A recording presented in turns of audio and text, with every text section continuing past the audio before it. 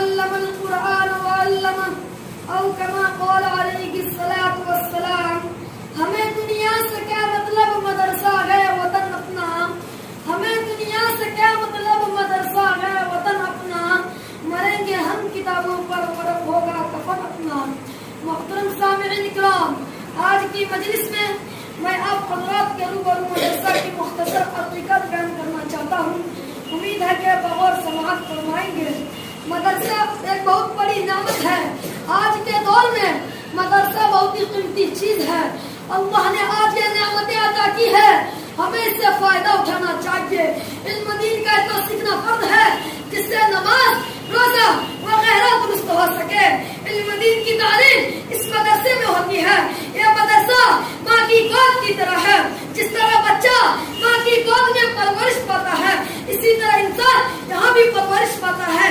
اور مدرسہ انسان کو انسان بناتا ہے. یہ مدرسہ چند افراد مل کر بناتے ہیں اور مدرسہ کے افراد کو بناتا ہے. ہم مدرسہ کی عمارت بناتے ہیں اور مدرسہ ہمارا قلب بناتا ہے. اللہ سے ہمارا تعلق جوڑتے ہیں اور یہی نبی کا کام تھا کہ جس طرح اپنے نبی مخلوق کو خالق سے جوڑتے تھے، اسی طرح مدرسے ہم کو اللہ سے جوڑتے ہیں. لہذا ان مدرسوں کو نہ کوئی طاقت ہلا سکتی ہے اور نہ کوئی مدرسوں کو توڑ سکتا ہے. محترم بزرگوں، یہی وجہ ہے کہ آج مدارس کا جال ہر اطراف و اطراف میں پھیلا ہوا ہے، جبکہ حکومتیں رات دن ان اداروں کو مٹانے اور ختم کرنے کی کوشش کر رہی ہے. لیکن ان اداروں کا نظام ایسی ذات علی کے قبضہ میں ہے جس کو نہ کوئی بگاڑ سکا اور نہ بگاڑ سکے گا. انشاءاللہ تعالی اب اس کے بارے میں سرور عالم صلی اللہ علیہ وسلم کی زبان سے سنیں. حضرت انس رضی اللہ عنہ حضور صلی اللہ علیہ وسلم کا ارشاد نقل کرتے ہیں کہ اگر دنیا میں ان لوگوں کو دیکھنا چاہتے ہو جن کو اللہ نے جہنم کی آگ سے آزاد کر دیا ہے، تو طالب علم کو دین کو دیکھو.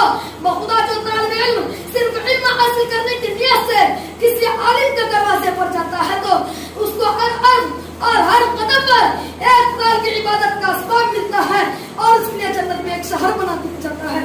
جہاں جہاں اس کے قدم پڑتے ہیں وہ زمین اس کے لیے استغفار کرتی ہے. صبح شام پرستے اس کی مغفرت کا اعلان اس طرح کرتے ہیں، هؤلاء عتق اللہ من النار، یہ ہے جن کو اللہ نے جہنم سے آزاد کر دیا ہے. اس سے مراد وہی لوگ ہیں جو علم دین حاصل کرتے ہیں، مدرسے میں رہتے ہیں. باقی سی بات ہے جب طالب علم کا اتنا بلند مقام ہے تو ان لوگوں کی کیا شان ہوگی جو طالب علم پر خرچ کرتے ہیں، مدرسے میں امداد دیتے ہیں.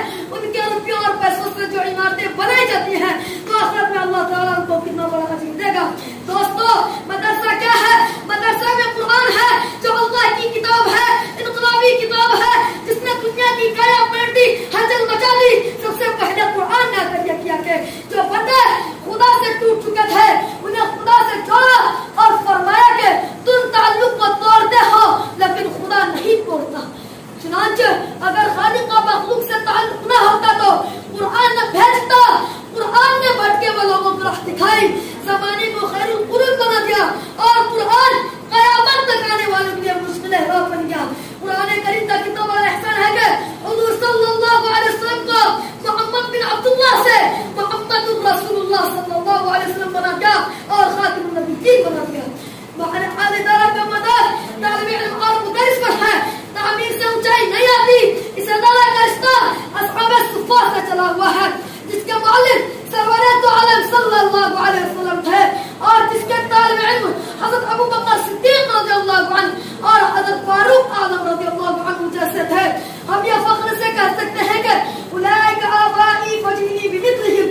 کیا کوئی یونیورسٹی سے فارغ ہونے والا اس طرح کا فخر کر سکتا ہے؟